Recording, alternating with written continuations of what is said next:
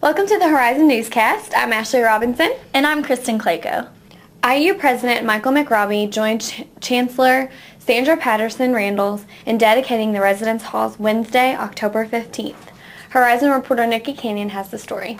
This project was still a dream, one that had been announced in our student newspaper on October 30th, 1975, when a reporter asked, quote, "Will IU Southeast ever get dormitories?" unquote. Calling this a dedication ceremony is so appropriate because 33 years of dreaming and dedication to that dreaming is what brought us to this outstanding achievement. Here, they will have the opportunities for personal growth, social interaction, and leadership experiences. Here, they will be able to interact with faculty and peers, participate in cultural activities, and meet other students from many different places. Here, they will become part of a community of learners. And here, they will find a home that will nurture their success. And the apartments themselves, which I toured a few months ago, are quite magnificent, well designed and well furnished, offering students first-rate amenities. I love it. I've met so many new people.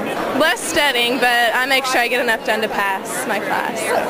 The food is awesome, and there's a whole bunch of people, so I think it's turning out good.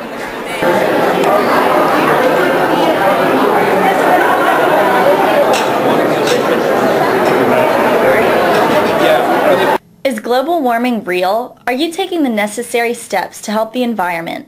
Wave 3's Tom Wills came by the IU Southeast Library to help us figure out these answers. Ellie Morgan has more. Well, you know how hot parking lots are when the sun's shining on them compared to the grass nearby. Our measuring devices are incredibly inaccurate. We have very, very good thermometers, but we don't know how to place them.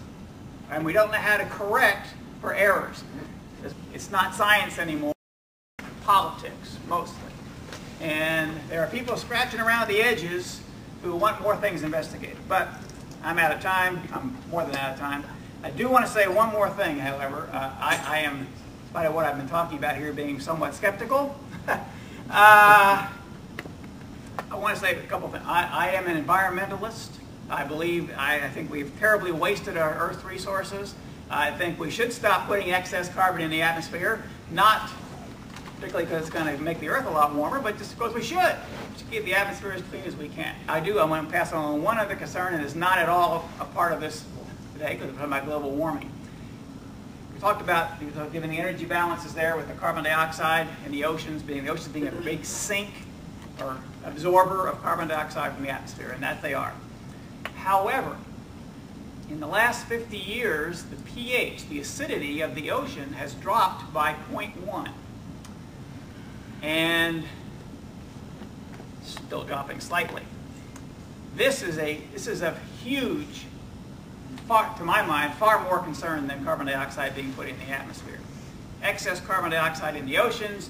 If the ocean has a much life in the ocean, has a much more keener, pardon my grammar here, but is far more susceptible to minor changes in acidity of the ocean. And I think that's a far more concern than carbon dioxide in the atmosphere, but increasing acidity of the ocean waters can be an extremely dangerous thing to life on this Earth.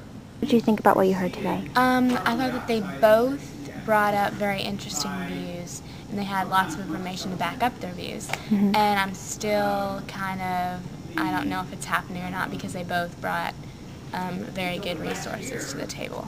During their speeches, they both swayed me. So like when one person was talking, I believed him, but when I think back, I also believe the other person. Right. In sports, women's volleyball defeated Midway 3-0. They play Campbellsville next week, and the women's tennis team plays Asbury College. And I think that's all the time we have for this week. See you next time.